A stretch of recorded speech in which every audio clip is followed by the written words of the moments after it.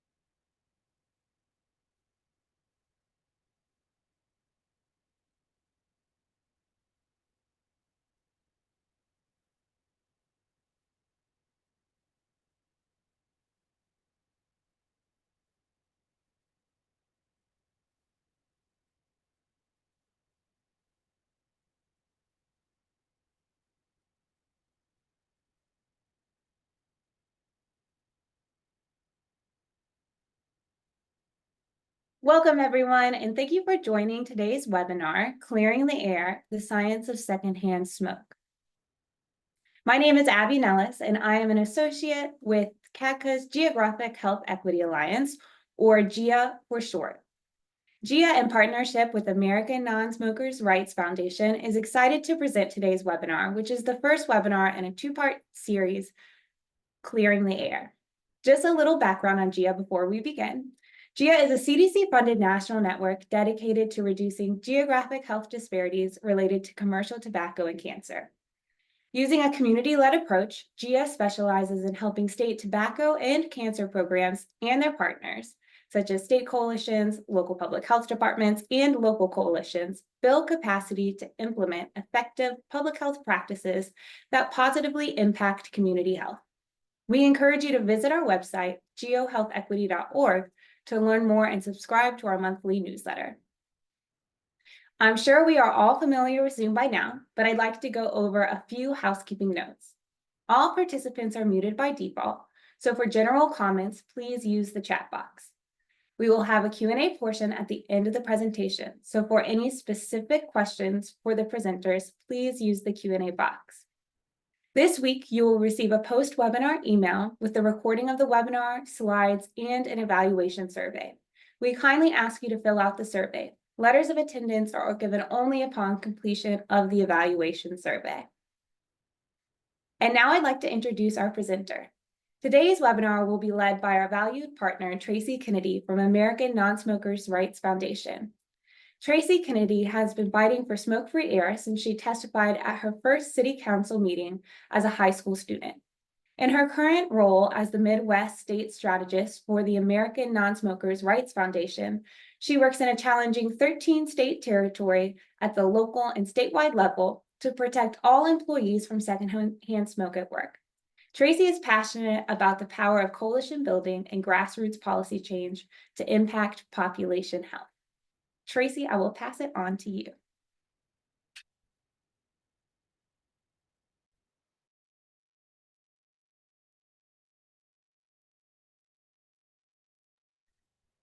Well, hello, everyone. Thank you for that kind introduction, Abby.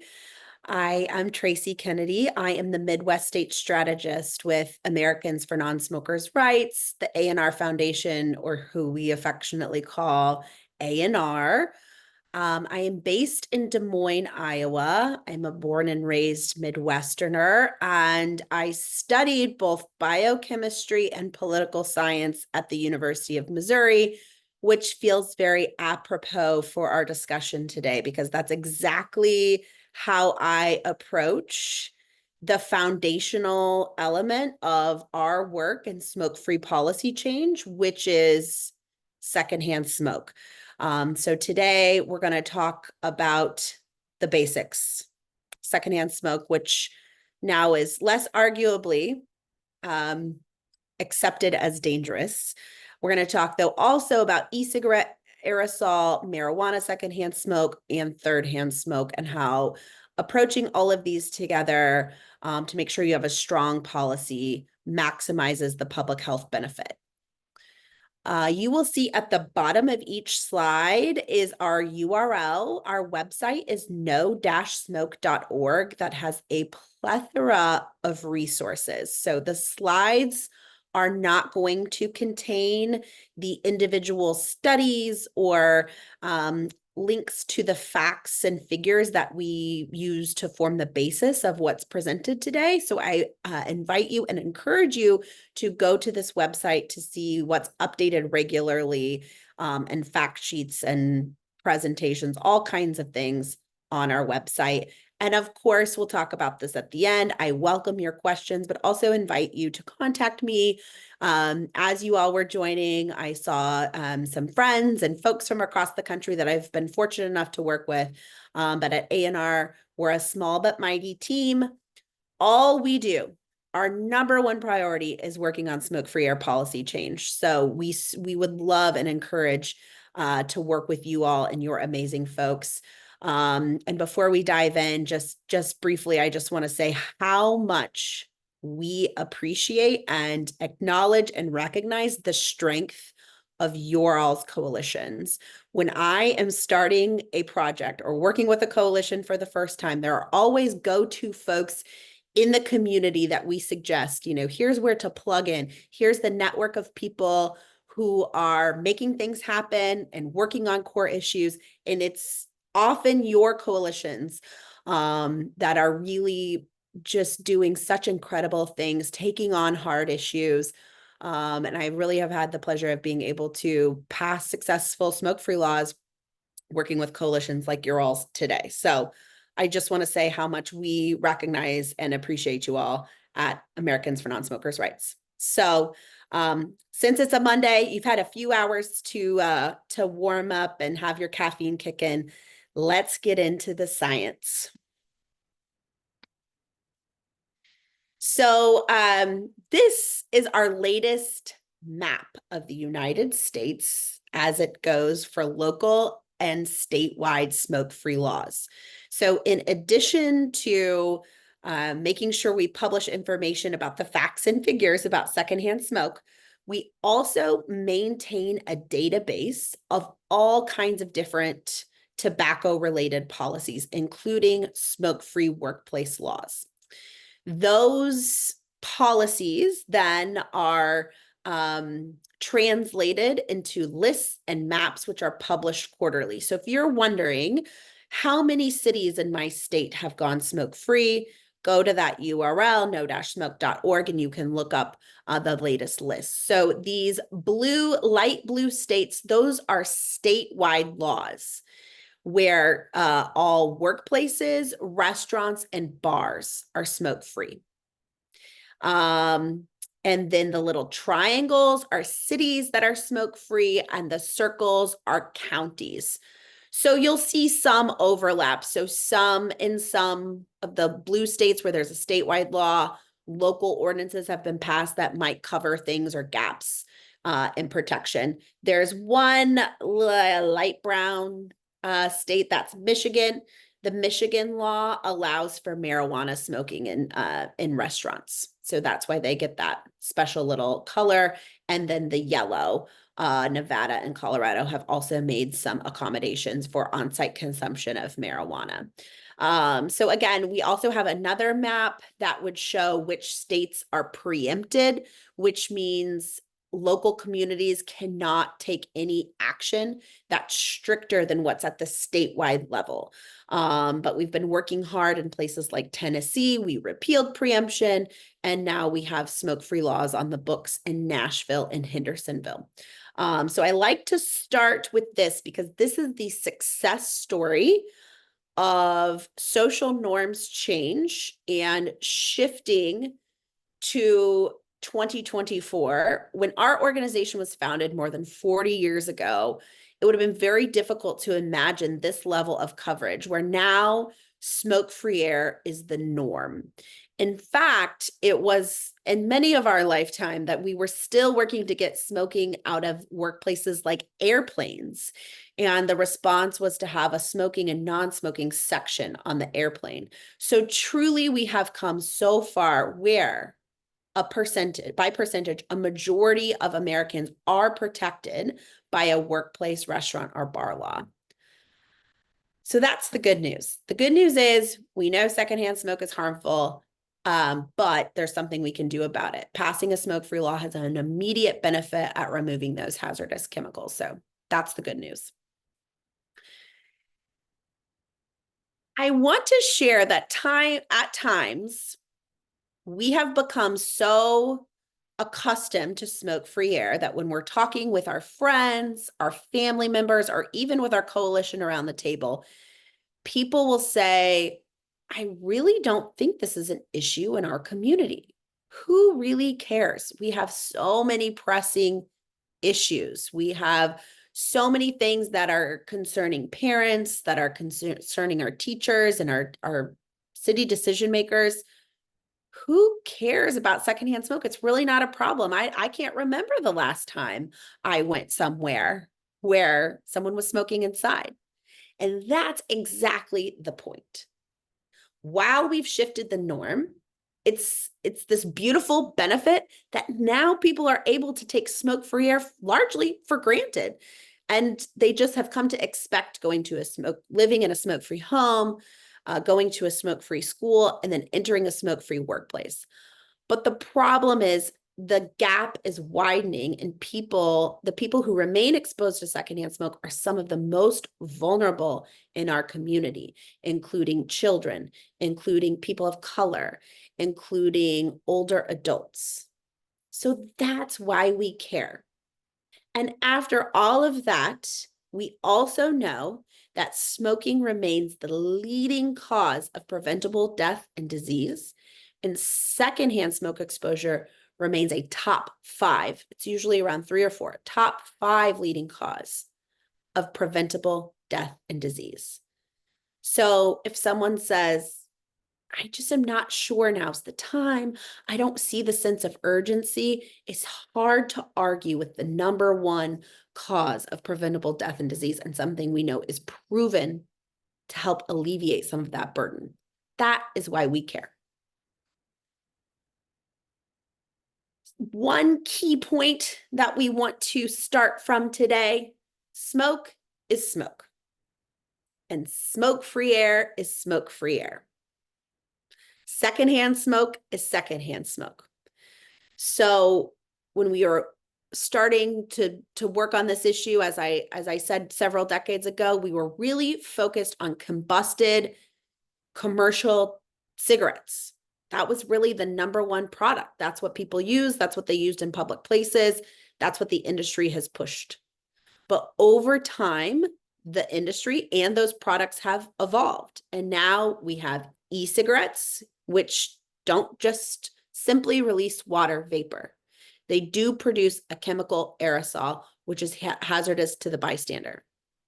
People who either light up and smoke and inhale marijuana, that produces secondhand smoke that is hazardous to the bystander. If they vape THC oil or some type of marijuana, that produces a hazardous byproduct. So rather than talking about the merits of which of these products are the safest or which provides the least amount of harm, what we know is there's no risk-free level of exposure to secondhand smoke from any of these products. There is no risk-free level of exposure to secondhand smoke. So what makes secondhand smoke so harmful to your health? People say often, what about wildfires? And what about cars? And what about barbecue grills? And yes, all of these types of things do produce some sort of air pollution. In fact, because of increased wildfires, many of us are slightly more aware of what air quality standards look like.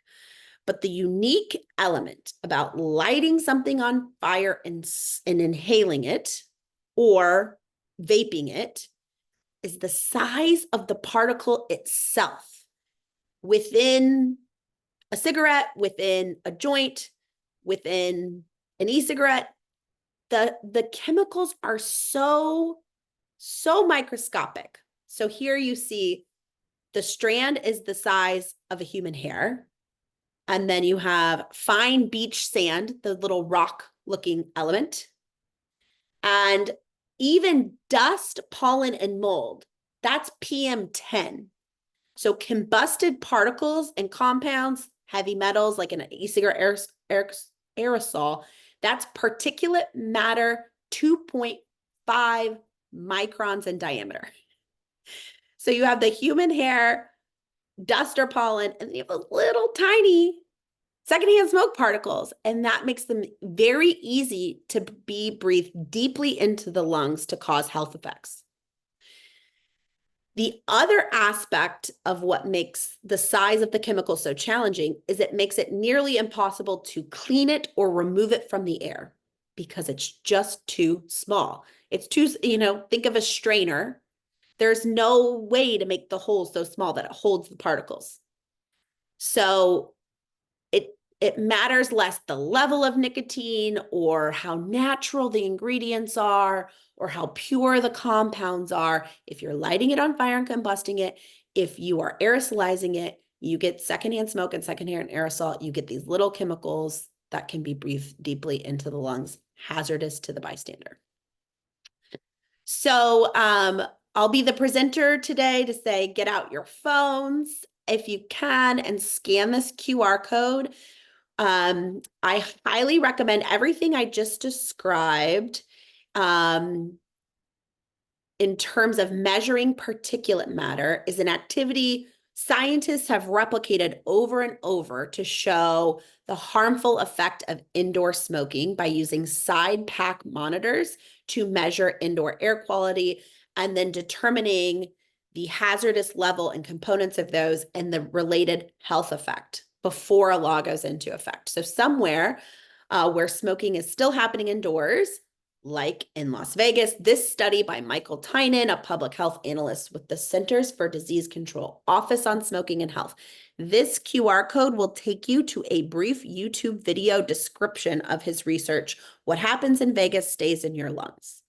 Looking at what does secondhand smoke exposure, indoor air quality look like in Las Vegas casinos. We have, as I said, conducted this type of study many times, and what we have shown is that after a smoke-free law goes into effect, the indoor air quality immediately improves. So the scale is an EPA standard, and again, designates how harmful the air is, especially to certain groups. After a smoke-free law passes, as long as there's no indoor smoking, 100% smoke-free, e-cigarette free, no on-site consumption indoors, you'll see an immediate improvement in air quality study. Part of the reason we asked Mr. Tynan to produce this video as well is because the science, as a scientist by background, is so compelling to me. But if we could pass policies and win this issue on the science alone, we probably would have won a long time ago because we've known for nearly 50 years that secondhand smoke causes cancer. Smoking causes cancer. Secondhand smoke causes cancer. So multimedia videos like this, that's another webinar topic, but finding ways to communicate the science and the importance of the science is really a crucial element of what your coalition can do to educate your community, lay the groundwork, and help create that sense of urgency we were talking about. That secondhand smoke is so bad and it is affecting people, and we know the solution, which requires our immediate attention and action. So this is a great video clip. It's also, this will link to our YouTube channel where you can also hear individual stories and testimonials of how people are impacted by secondhand smoke. So veering from the science for just 1 minute, and then we'll get right back to it. But I see this as kind of a layering effect, like a lasagna, if you're presenting to your decision makers, that you want to have science, or presenting to community leaders. You need to have the science. That's the basis, the reason for doing what we're doing. And it's abundantly clear. It is evidence-based, irrefutable. You have the science layered with the individual experience, how the science actually impacts individual people. So it brings the science to life. It makes it personal. And then understanding what the community impact is and what to do about it are your other layers. So that's, we're starting at the foundation, the noodles of lasagna. The science are the noodles. You can't have lasagna without the noodles. So that's why, this is such a priority for your coalitions and why I've been invited to speak on this today. So check out the QR code, and if you have any issues, let me know, and we'll follow up after the presentation today. Okay, so let's talk a little bit more about e-cigarette aerosol. I am very careful. I do not use the term vaping, and I usually say e-cigarettes. Now, these products are always evolving. So electronic smoking device is probably more accurate, but it's a little bit of a mouthful. But what we know at a baseline is that vaping, use of an e-cigarette, does not just produce a water vapor, which is why I try to shift the language and how I talk about it. It's the same reason I use the term secondhand smoke rather than other terms you may have heard before, like environmental tobacco smoke. Environmental tobacco smoke is a tobacco industry term. And the tobacco industry paid scientists and enlisted scientists to say it wasn't harmful for your health. So we really find it important to use the dialogue and the language as represented by the scientific community that studies these compounds. So what we know in the not just water vapor, e-cigarettes produce a chemical aerosol, which has been found to have volatile organic compounds, and cancer-causing chemicals, carcinogens, which are by and large these heavy metals such as nickel, tin, and lead. On top of this, you may all remember hearing this was very much in the news in pre-COVID era, but the flavoring agents contained within many e-cigarette cartridges are also linked to serious lung disease, affectionately termed popcorn lung. But this is when we were seeing the e-volley hospitalizations, young people with no other pre-existing health conditions being hospitalized with serious lung infections, unable to breathe, sometimes on ventilators, largely correlated to the flavoring agents in e-cigarettes. So hazardous to the user, but also hazardous to the bystander. So studies have shown that this secondhand exposure nicotine levels are comparable to that of secondhand tobacco smoke. You all I know, have a lot of expertise on electronic smoking devices, but there's a lot of misnomers and mislabeling. So even those found not or claiming not to have any nicotine in them often do still have it. So what we know, these products are not safe to consume, and they are not safe to the bystander. The science is very clear. On top of that, we also talked about the social norms shift. It's confusing. What is someone using in a public place? Are they smoking a cigarette, or is it an e-cigarette? How is use of electronic smoking devices undermining the integrity of your smoke-free law? Do you have a statewide smoke-free law or a local smoke-free ordinance? What does it say about use of e-cigarettes? And how is that being enforced? Use of e-cigarettes in places that are smoke-free compromise our ability to adequately enforce that and put more onus on a business owner to have to say, what is that person using in the space? Now I have to talk to them about it. So from a policy perspective, much clearer to treat all products the same and have 100% smoke-free and aerosol-free indoor air. Let's talk a moment about marijuana. So while we may not have the decades worth of data to show that marijuana smoking and marijuana secondhand smoke are harmful to health, think back to that slide with the particles and the piece of hair. We know when you combust a product and inhale it, or you aerosolize a product and inhale it, it's going to have a health impact, period. So we can say it is not safe to smoke marijuana and it is not safe to the bystander to breathe in marijuana secondhand smoke. It is not safe to vape marijuana or THC derivative products. It is not safe for the bystander to breathe in vaped, aerosolized marijuana or marijuana compound products like the Delta 8, 9, or 10 would also be included in this. So we know that marijuana smoke, because of at its core, what these elements look like, it contains toxins similar to cigarette smoke, which I think would surprise many people. The majority of people using marijuana are smoking it. That's what makes this concerning. The number of Americans with heart disease, so we're seeing already comorbidities, people with heart disease using marijuana. So we are already seeing negative interactions here. And specifically here, this is from our project called Smoke-Free Music Cities. So I talked earlier about people who are still exposed to secondhand smoke, and musicians come up as a class of worker who are often exposed to secondhand smoke in their workplace, nightclubs.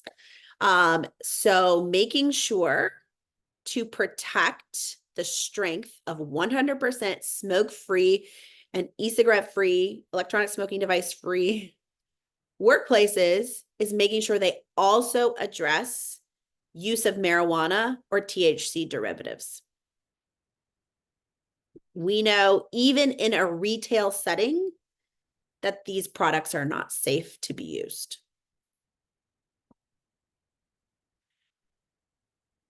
One of the primary places people are exposed to secondhand smoke, if it's not the workplace, is in their home.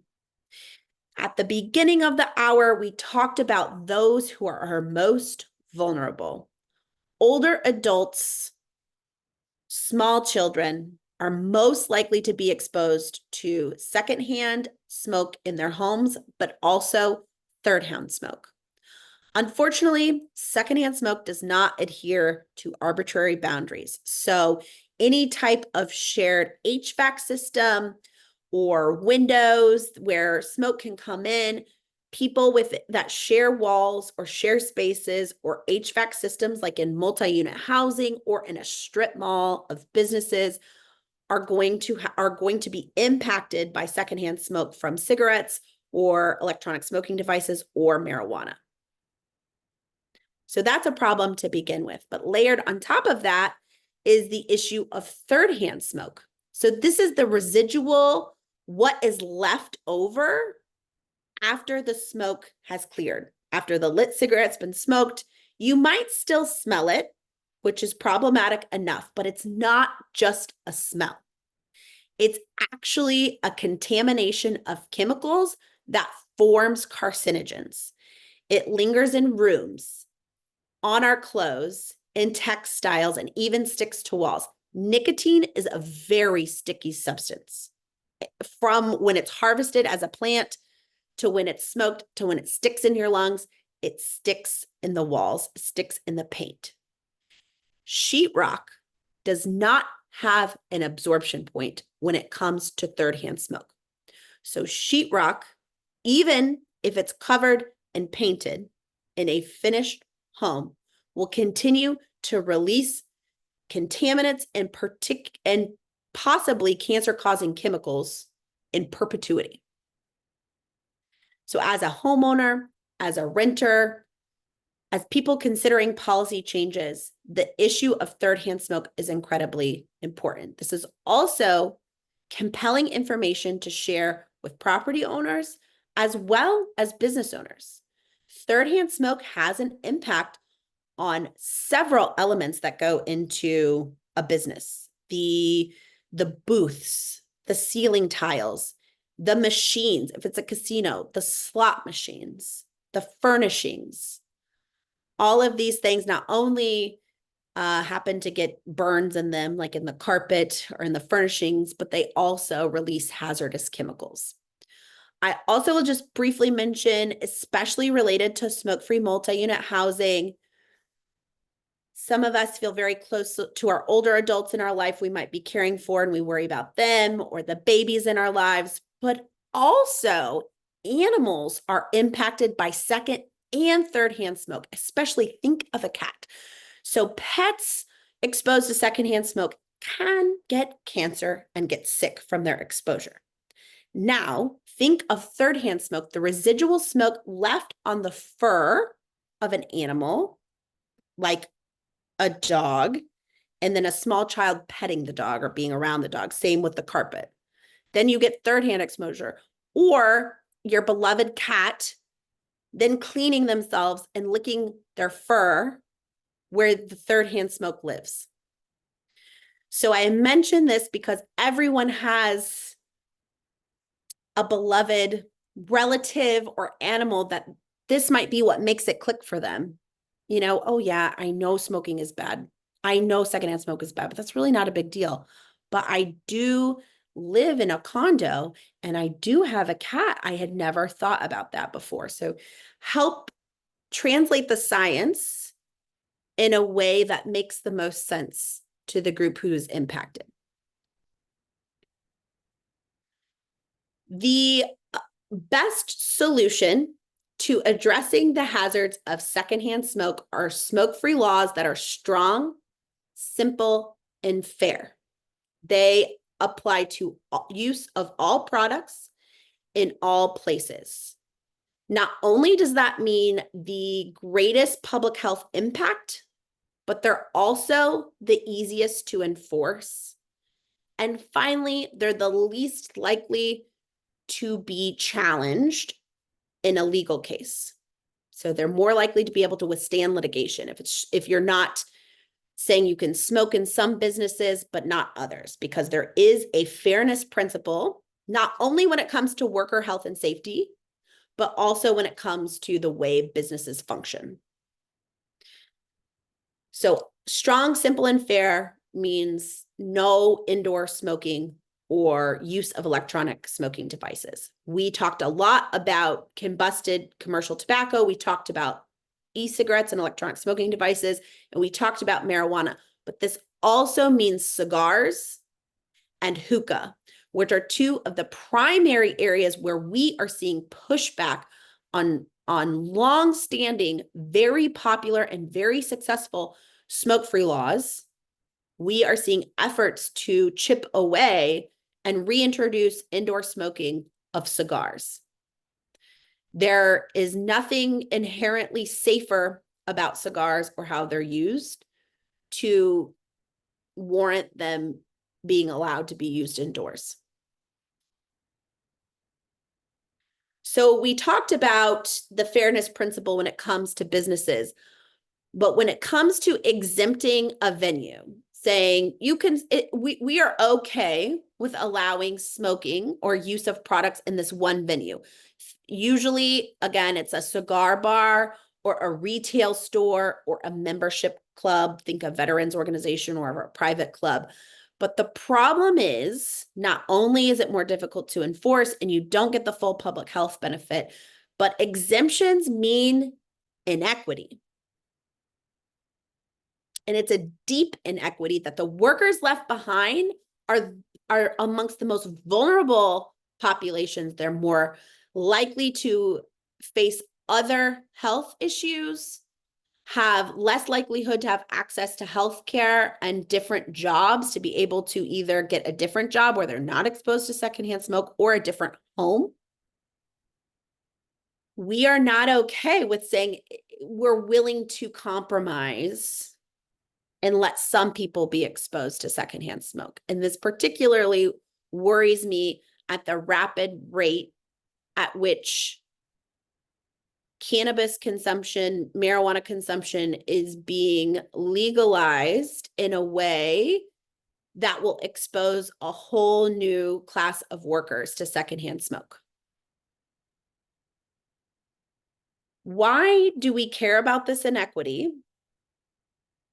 It's because we are working directly with the people most impacted by secondhand smoke. It was the flight attendants that came to us and said, we are getting sick at our job. I'm breathing in smoke. I know it cannot be good for me because my friends are getting sick. They're getting cancer and they're dying. Musicians coming to us and saying, I am a blue collar musician. I cannot turn down gigs. I am having to play in smoke filled venues. Casino workers are the largest employee sector that remain exposed to secondhand smoke at work because of myths perpetuated by the gaming industry and by the tobacco industry that say smoking and gambling just go together. It's the same thing they said about bars. Smoking and drinking go together. But actually, smoking and gambling do go together as comorbidities. People who are problem gamblers, who have a compulsive gambling addiction, are also more likely to be tobacco users, which means for those in the industry who recommend commitment to responsible gaming, a key tenet of responsible gaming is taking breaks. Taking breaks to get up and have to go outside to smoke means they will no longer be exposing all the other workers and patrons to secondhand smoke, but it's also an important part of disrupting their compulsive gambling play. I want to also talk about something here quickly related to ventilation. So that is also addressed. Think back a few slides to that QR code, Michael Tynan presenting about Las Vegas. There is a claim in the industry, the gaming industry, also the marijuana industry, that state-of-the-art ventilation systems help to alleviate the health concerns of smoking and secondhand smoke and vaping. But what we know is that we have worked directly with the standard setting body, the American Society of Heating, Refrigeration, and Air Conditioning Engineers, or ASHRAE. These are the engineers that design HVAC systems, have come out with a position statement that says there is no ventilation system on the market that can adequately pull those tiny particles out of the air and make it safe for the bystander. And I think of casino workers because a casino worker would say they are the first line of ventilation. So everyone, reach your hands out in front of you, like on your keyboard, hands out in front of you. That is about the distance between a casino dealer and a lit tobacco product. So before that smoke has a chance to ever get to the ventilation system in the ceiling or in the floor, the casino worker, the casino game dealer is breathing that in first. So when I also then talked about bringing the science to life, illustrating that for a decision maker, illustrating that for a coalition member who maybe hasn't gone to a casino or maybe hasn't been in a smoke-filled environment, thinking about that visual. And then on top of that, thinking about what if that casino worker is a pregnant woman? Secondhand smoke exposure is particularly harmful for a developing human. So a pregnant woman is going to be exposed to secondhand smoke in her workplace at a casino and many places. We also have casino workers who are undergoing cancer treatment. They're going through chemotherapy and they need their jobs. They rely on their jobs for healthcare coverage to provide that cancer treatment. And they're concerned that the efficacy of the treatment is being impacted by secondhand smoke exposure. And that is a very real concern. So when we talk about exemptions, we hear things like compromise or we need to meet in the middle. But I would challenge, are we okay with letting certain people be exposed to what we know as cancer-causing chemicals just because of where they work? And for us, at Americans for Non-Smokers' Rights, the answer is unequivocally no. We are not okay with that, with exposure to secondhand smoke anywhere. I know I have seen the chat lighting up, so I'm hoping, no pun intended, hoping that y'all have some great questions for me. So again, I am the Midwest State Strategist, and I have my colleague Anjul Smith, who represents Southern states, and then my colleague Shar Day, who represents Western states, and Liz Williams, who works in California. So if you are on from any number of these states and you would like to get connected with your technical assistance provider, you can let Kellen and Abby know or let me know. We provide all kinds of trainings like what we've done today. We also do policy analysis. We maintain model policy language that helps to make sure we have definitions that fit all of the products that we were talking about today. We do strategic planning. We do power mapping to understand circles of influence. We do action planning and organizing. So if you're not familiar with us and you haven't had a chance to work with us, those are just a few examples of the things that we do at A&R, and we're very proud to do it. It's a long-standing history. We have a lot of longevity. Many people stay at this organization for many years. This is my 10th year working at A&R, and before I worked at A&R, I did local smoke-free policy change in the state of Missouri. So I have very much been in the places that you all are in, doing the hard work that you're doing. And the last thing I'll just say, we also have our signature training in October, which is called Clearing the Air and the Clearing the Air Institute. So we will look forward to being able to go over some of the principles for how we approach smoke-free policy change on a future webinar. But of course, we invite you to our trainings and further conferences to learn more about this specific topic of addressing secondhand smoke in your community and in workplaces, and how we can ensure that the strongest smoke-free laws protect people from all products in all places. Our number one message that we always test the highest, that's withstood the test of time, is that everyone deserves the right to breathe smoke-free air. So I am going to pause there, leave you with that. I'm going to stop my screen sharing and look to the Q&A.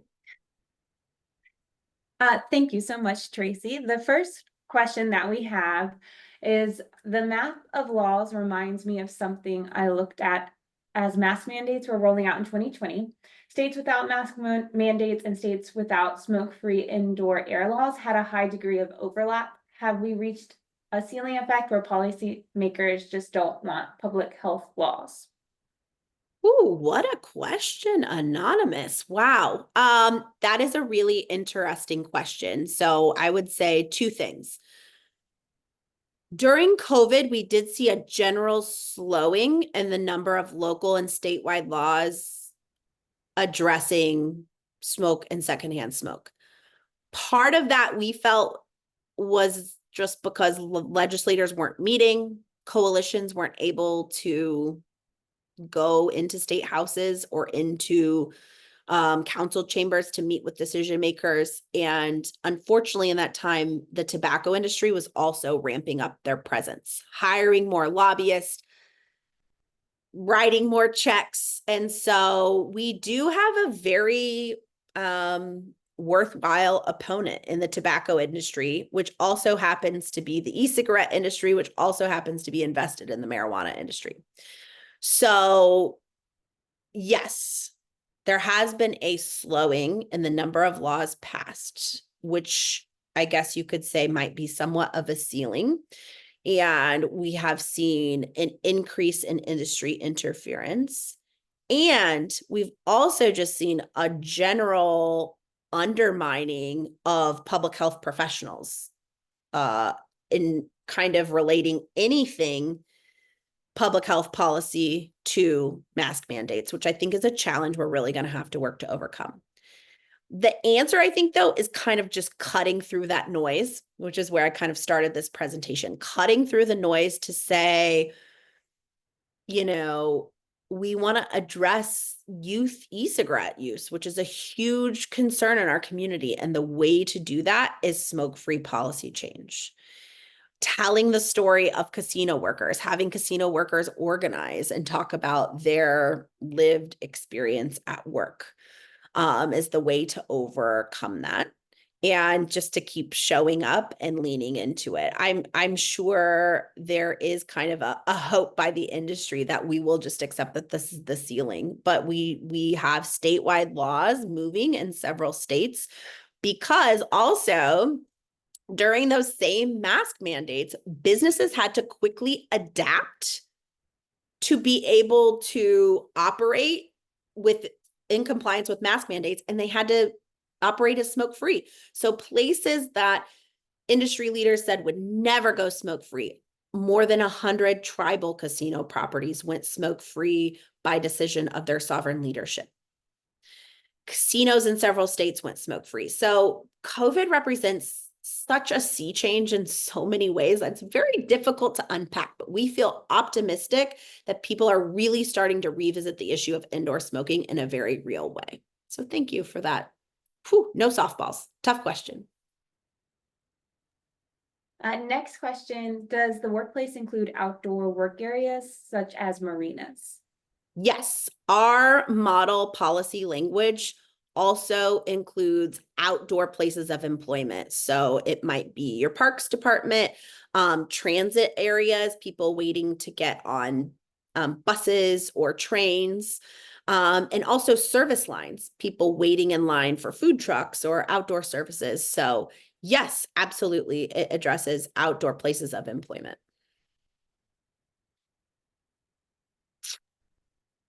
And next, what is the rationale for calling vapes or e-cigarettes electronic smoking devices when these devices do not produce smoke? Well, it's the same argument that we would say they also don't produce vapor. So those within the electronic smoking, e-cigarette, electronic smoking device industry have called it vaping. And usually in a council meeting, they would say, it's just vegetable glycerin. It's very natural. And it's very reminiscent of like native spirit commercial tobacco products, that somehow it's a superior, healthier product, which is just a misnomer. So electronic smoking device is the best, most all-encompassing definition and nomenclature we've come up with. And our model definition applies to all the products you would think of, but also things like dab rigs, which is like a shared, aerosolized situation where you breathe in THC oil. So we're doing our best. I know it may not seem the clearest, and that's not how like kids on TikTok speak about it, but we recommend when we're presenting about the science to speak about it in the most real terms that we can that encompass the real nature of the products. I understand the public health rationale for comprehensive policies. However, for places that have no law at all, might a comprehensive or robust approach delay policymakers from taking action that would reduce risks? I love this question. It is a good question, and I understand that it may be like we're taking a hard line when it comes to no indoor smoking anywhere. But the thing is, even though I presented that beautiful map with all of the states colored in and the triangles and the circles, our goal isn't actually to pass policies. Our goal is to protect people. And so anytime we compromise or we give on certain venues or give on certain types of products, it undermines our core values and our mission to protect people from secondhand smoke. And on top of that, we have actually studied incremental approach versus comprehensive. And it turns out that when it comes to this issue, decision makers are terrible, have a terrible track record of going back and fixing things and making it stronger. So we actually see further delays, usually a decade minimum, to strengthen a weak smoke-free law, because people are so bought into the concept that something is better than nothing that rarely do we see people go back and revisit the issue. So that is how we have landed at the best approach is the strongest approach.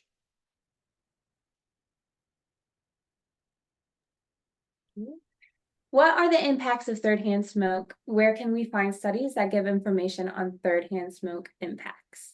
Absolutely. Yeah, the health impacts of third-hand smoke depend on who is being exposed. So if you have asthma or COPD or other type of breathing condition or comorbidity of heart disease, high blood pressure, all of those things are going to be impacted by third-hand smoke in a very similar way to secondhand smoke. The list of studies, we maintain a bibliography on our website. So go to no-smoke.org. Thirdhand Smoke has its own whole page where you can see a full bibliography of all of the research available, which is quite extensive on third-hand smoke. How do the negative effects of secondhand smoke translate to public outdoor recreation areas? Great question. A couple of things come to mind. So first, the issue of the environment and pollution. So cigarette butts still remain the number one littered substance on the planet. And cigarettes, because of how they're made and their filters, do not biodegrade. So once they're carelessly tossed out, they basically never go away. So there is an environmental concern, which I think is definitely worth considering. Also a major concern, we really have no real solution for how to dispose of e-cigarette cartridges. So though the environmental impact and outdoor spaces is very real. The specifics of secondhand smoke exposure and what that looks like varies on the concentration. So the data is not as good for outdoor air because you don't have the same sort of effect of someone working an 8-hour shift or eating a meal, and smoke can dissipate a little bit more. However, there are specific studies by Dr. Suzanne Schick out of University of California, San Francisco, where she has measured the air quality at music festivals, where especially there's a high marijuana usage rates, and the air pollution levels are hazardous on the EPA outdoor air quality standard, are hazardous for breathing for even normal individuals. So not high risk individuals who have asthma, heart disease, COPD that I talked about, just for anyone to breathe. So we do have some examples. But more than anything too, it's thinking about the workplace. Is the outdoor space someone's workplace, and kind of reframing that. So it's not just about those of us enjoying the space. So again, it's kind of a multi-pronged approach. Is it the environment? Is it the workplace? And also we do know that in certain concentrations, it is harmful to the bystander.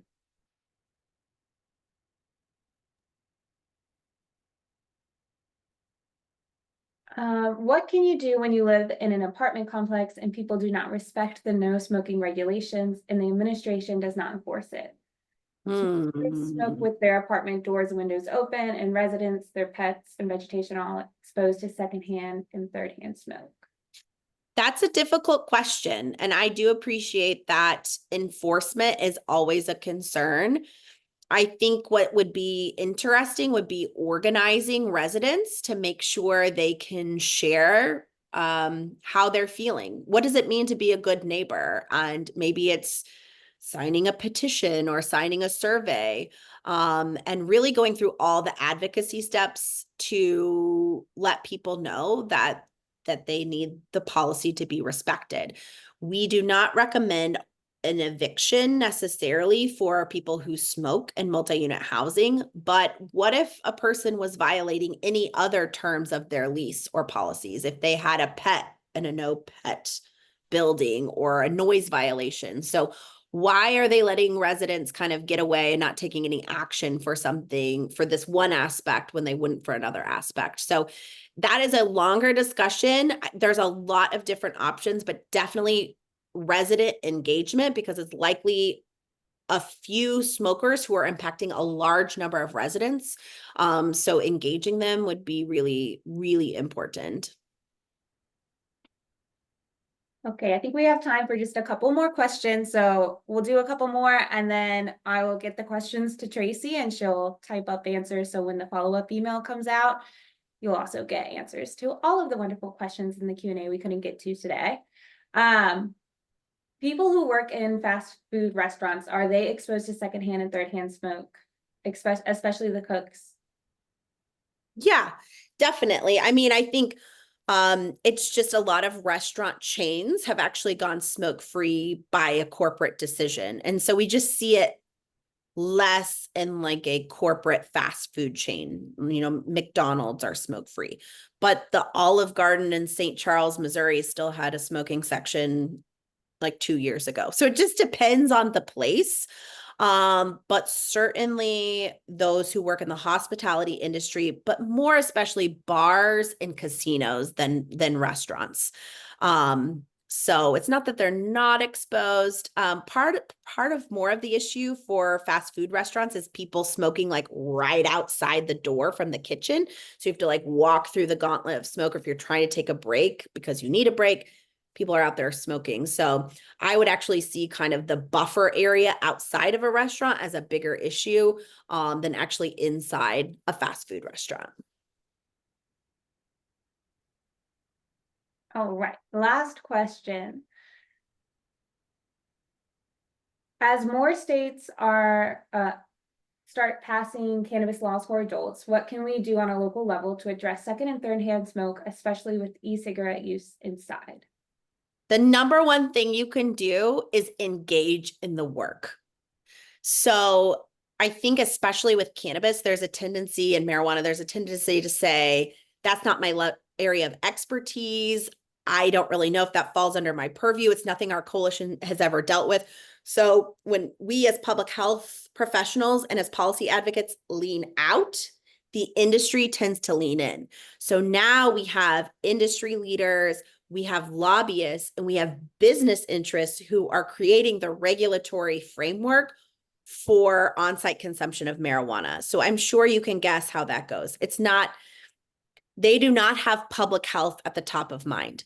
But in communities where they've done really well to prioritize public health, like in Boulder, Colorado, it's because advocates have gone to the decision makers and engaged in the process and said, look, marijuana secondhand smoke is hazardous to the bystander. We do not want, marijuana tourism in our community to impact adjoining businesses and multi-unit housing. So the number one thing you can do, whether your state is considering expanding adult cannabis use or has already done so, is find a way to engage in the process and start the conversation that just smoke is smoke and secondhand smoke is secondhand smoke.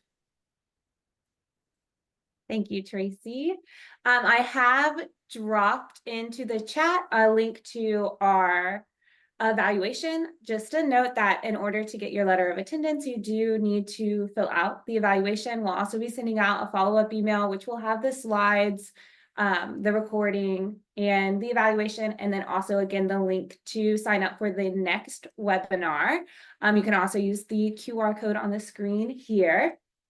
But webinar 2 will be on September 9th at 1 p.m. and it will be steps to going smoke free. So you can register for that in the chat if you have not already registered. And I just want to give a big thanks to Tracy for hosting this webinar with us, and then also for all of the webinar attendees who came to the webinar today.